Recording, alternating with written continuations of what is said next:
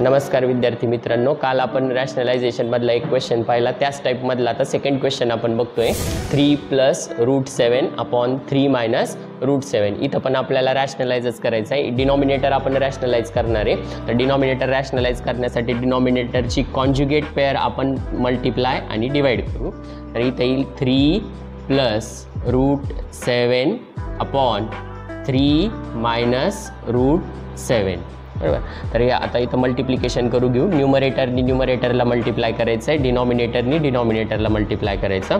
3 + √7 second bracket 3 + √7 upon 3 - √7 second bracket 3 + √7. Next स्टेपमध्ये येईल 3 + √7 bracket square upon, इकडे जर बघितलं तर a - b a + b म्हणजेच a² - b². 3² - √7 स्क्वेअर. इथं आता आपण स्क्वेअर करणार आहे. 3a + b चा स्क्वेअर, 3 चा square a², 3² + 2 into ab.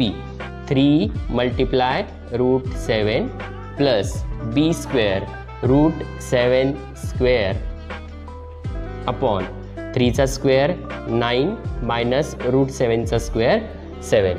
Next स्टेपमध्ये 3 चा स्क्वेअर जर केला तर येतो 9 - 3 × 2 = 6 √7 प्लस √7 चा स्क्वेअर 7 अपॉन 9 - 7 2.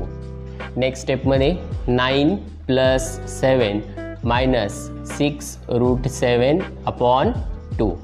9 + 7 16 - 6 √7 अपॉन 2.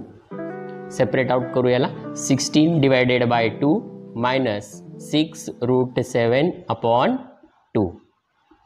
16 नी 2 ला डिवाइड केलं तर 8 - 2 × 1 = 2, 2 × 3 = 6, 3 √7. RHS बरोबर याला कंपेअर करू. RHS आहे आपली a + 3 √7 a + b √7. a ची व्हॅल्यू येईल 8 आणि b ची व्हॅल्यू येईल -3. दिस इज आवर रिक्वायर्ड आन्सर.